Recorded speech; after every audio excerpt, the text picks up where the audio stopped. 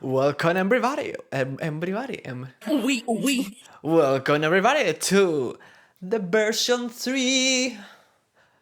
In today's video we are going to see the version 3. Okay, so I just want to remember you, as in every video, that this is not a tutorial, this is not how to build, this is not how to make. No, this is a series of videos showing how I did my shit. Somewhere around here you can see the list of all the videos that I will post around. If you don't see any videos, it's because I haven't uploaded yet. So let's start with the video. This version is the final version. Why is the final version? Because it's the one that I have been using since the time that I built it, probably 2 years ago. And I wanted to make something that it's easy to maintain, so I don't need really to do too much, and something that can resist a lot of kicks, a lot of push arounds, because it's something that you are moving around too much.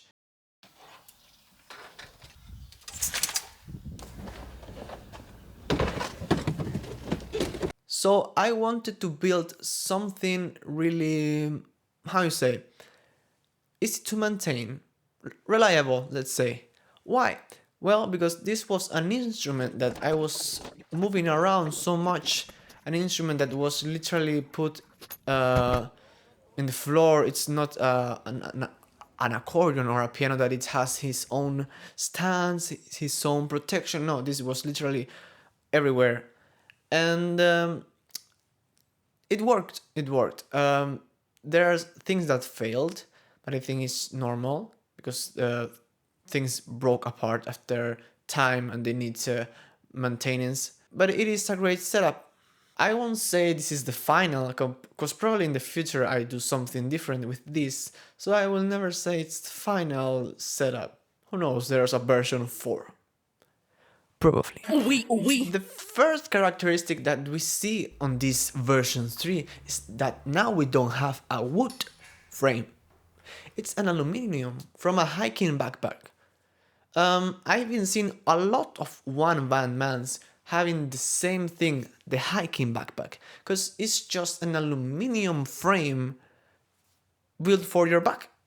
It's not literally a wood stick, a straight wood stick on your back. That's what I mean.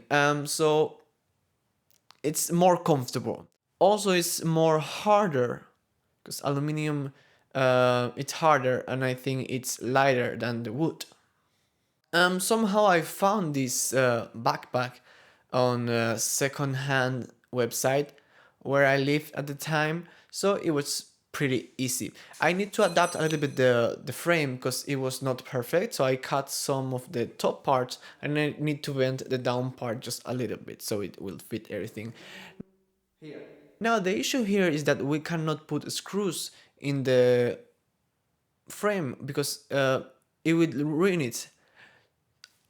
I kind of did a little bit. I put some screws at the time, and there are screws now literally on the frame, but I will get more into that later. But here, the how it's built, it's weirdly different. One of the things that we need to know is that in the version 1 and version 2, there was a lot of screws. But here it's not. It's mostly zip ties and tape. And it worked. The thing is that it worked. The thing is that zip ties can get bad over time because of the stress of pushing, because it's plastic, it will bend until it break apart. And same with tape. So it really depends of how we build it and how we make it. We can make it last longer or last less. Before I actually get on how this is built or how this is put on all the instruments in this frame, I need to tell you something. Somehow Anders, the OneBandMan, had an issue with this aluminium backpack over the time because of the years of playing, and is that the frame was breaking apart and all the thing was bending around. Here is a clip and you can clearly see that the kick drum beater, it's not straight anymore, it's just bent like this. So it's not like this, it's the frame is like this. Also, he posted some time ago how to repair this issue. I have had this issue, but I even tried to replicate this issue with the wood frame. So I just literally cut it apart, just making it like this, just to see how it feels.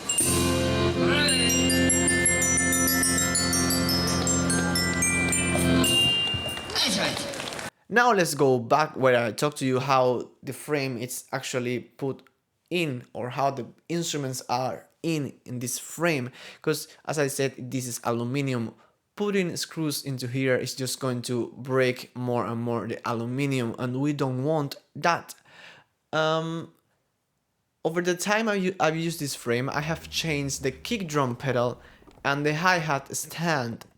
Here, all of this metal thing, so the spring is actually crashing into this aluminum bar. So this makes all these so when I'm playing, this thing make a really bad noise sometimes, and I don't like it. So that's why I'm getting a new hi-hat stand. So it's not the first hi-hat stand or the first kick drum pedal that I use. Why I changed the kick drum pedal, for example, because it was a shit.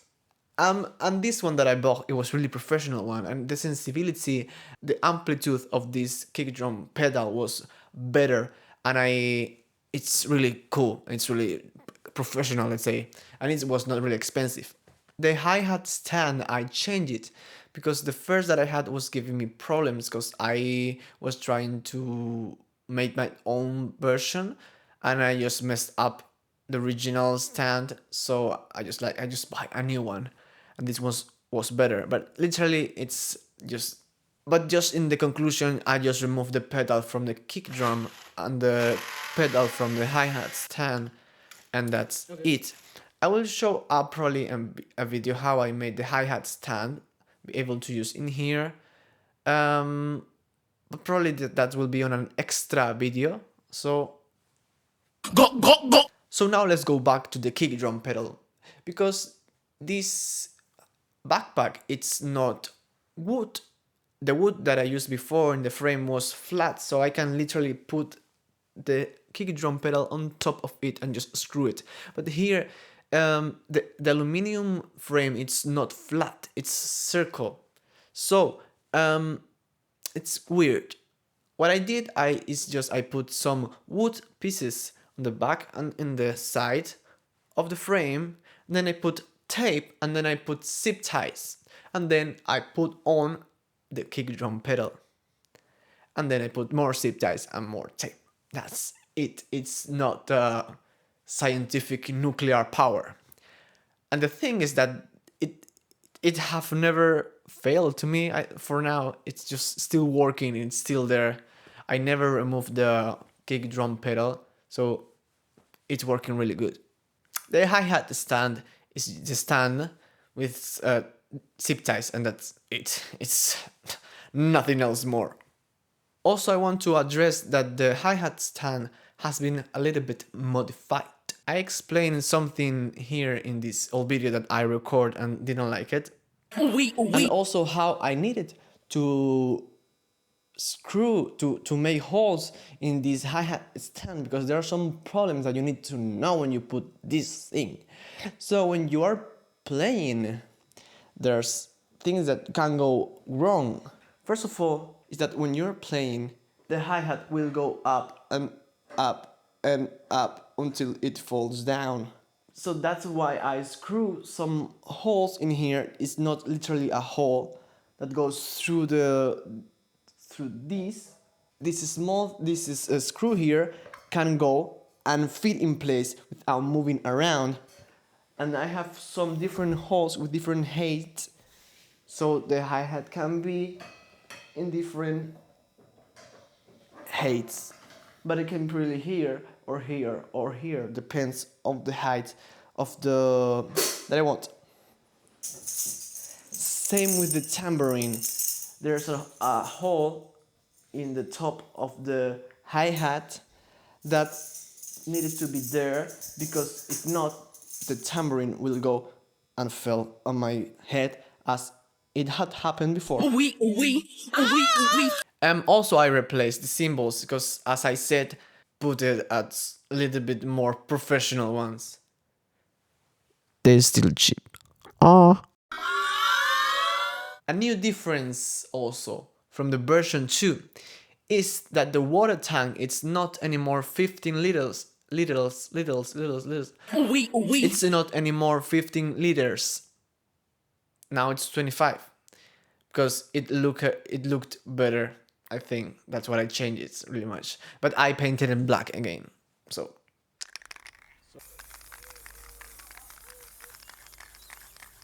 next thing that I have upgraded is the Casio keyboard stand.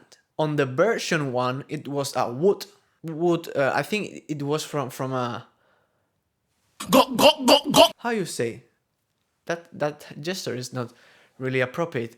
From mopping the floor. Then I changed it to an aluminum one.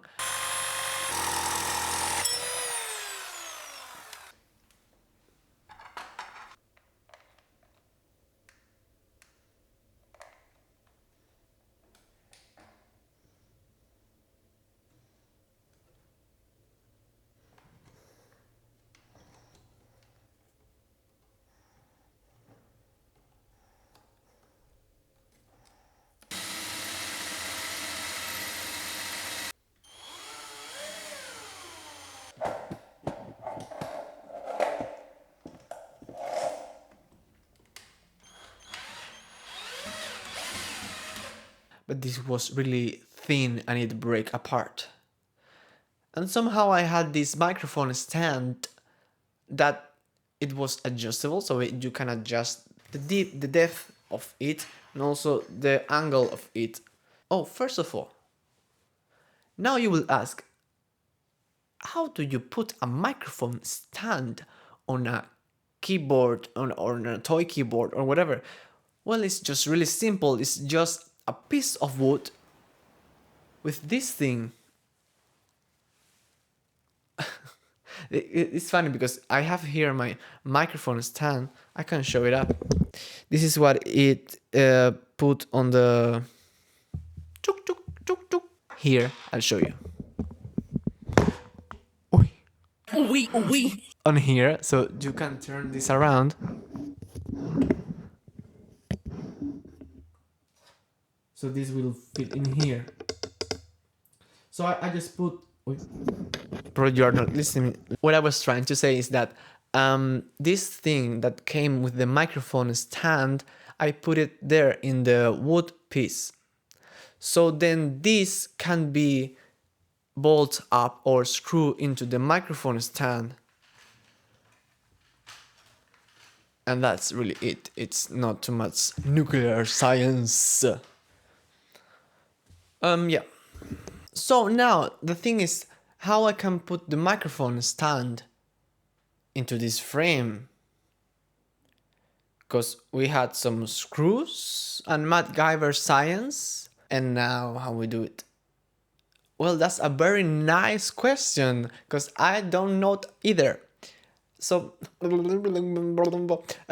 this was a kind of tricky thing, because somehow I tried different options, but I was really uncomfortable. And somehow I designed this in CAD.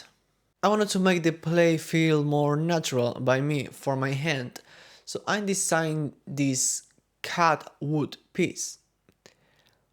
This is just a wood piece that I made just to slide a little bit the keyboard out of the frame, just to get the angle a little bit out, just to my hand can be freely play in there. There were some issues about building this small wood thing, because all the time I need to remove this wood piece to be able to fit the OneBandMan frame into a suitcase or into this but it's not going to fit because of this thing right now. Right now it's not going to fit because of this thing. It's a wood piece that supports the keyboard stand. That. Right now the OneBandMan is here in that fly case below this small hi-fi right there. That's where the OneBandMan it is. So I needed to be able to make something to be removable, and this wood piece is attached with some zip ties. I told you it's going to be zip ties and tape. I mean, in this case, I do not use tape, but zip ties. Okay, now you will ask how it's holded the microphone stand that holds the Casio keyboard. Well, this is a tricky one because it's with zip ties. The issue is the zip ties. If you don't have enough face or enough part to hold it, it will move around. And to repair this or to make it efficiently or make it work, you can put tape and then put the zip tie, or you can put hot glue. And that's what I did. I put some hot glue so the back of the microphone stand is holded to the kick drum pedal with some zip ties, and at the same it's first hot glue and then the zip ties so it won't move around. And then I put a layer of hot glue into this wood piece so the keyboard, so the microphone stand won't move around. That's really much how I did it. It's MacGyver science. It is. Yes, it's MacGyver science.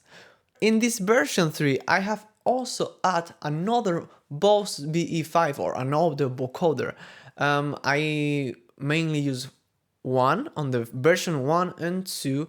1 and 2. As I told you on the last video, I wanted to have more individual work because I didn't want to move my right hand because sometimes, as I said, I am playing the bass or I'm playing a melody with my right hand, and to be able to change the sound I need to stop playing what I'm doing and change the sound.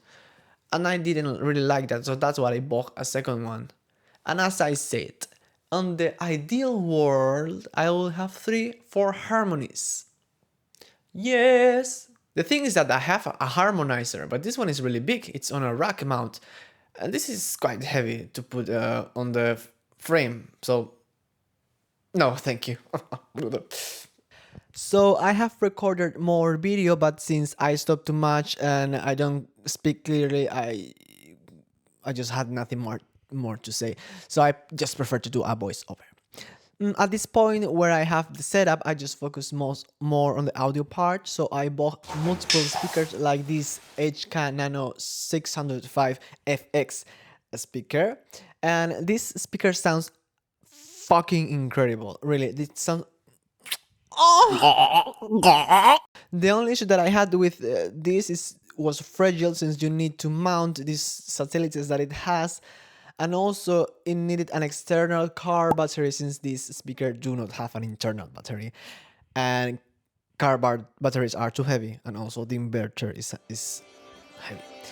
Later on I asked my super friend Anders Flanders what speaker was he using, and he told me about this one. Fortunately, where there was one of these on the store where I live at the moment, and I was able to test it, and this one weighs 17 kilos, but it has an integrated battery.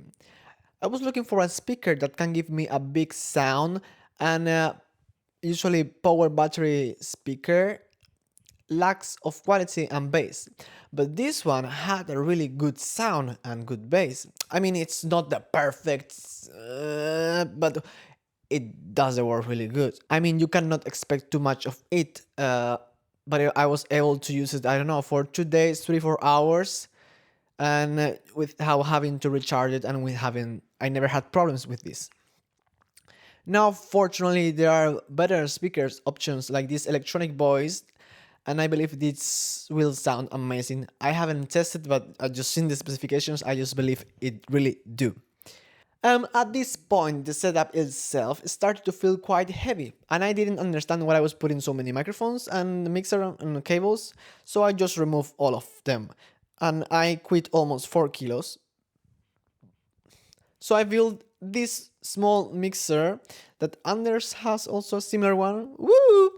And I couldn't find anything like this online since the ones that are there are active power, and this was passive power, so do not need any power to work. This mixer gave me zero problems until some of the last time. I don't know why the audio started to cut off. In this mixer, I just connected electronic instruments, the Casio keyboard, the two vocoders, and then goes to a wireless system to the input of the speaker, the first input.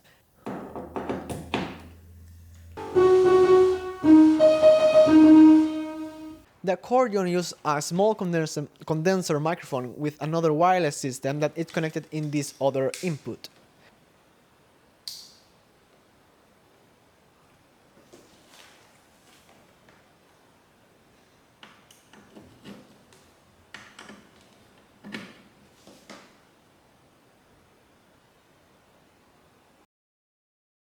Last thing that I wanted to tell you for now is that, as I said, there will be more videos about everything, but already right now I have retired myself from this.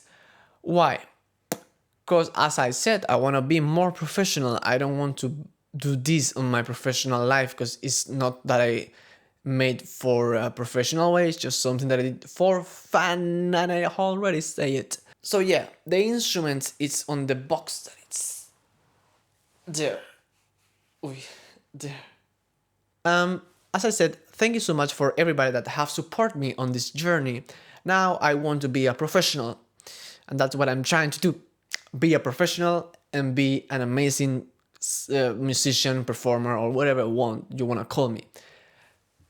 Please, please, please, please, me as an artist, or whatever you want to call it, as I said, I always wanted to live with these things. So write down on the description or whatever, there's links with some pages that you can support me as an artist or as a musician. I was going to say singer, but I'm not a singer. So if you want, you can do it on PayPal, Patreon, or whatever it is, because I don't know. I hope you have a lovely day. I have it too. Thank you so much for watching, and kisses from the heart.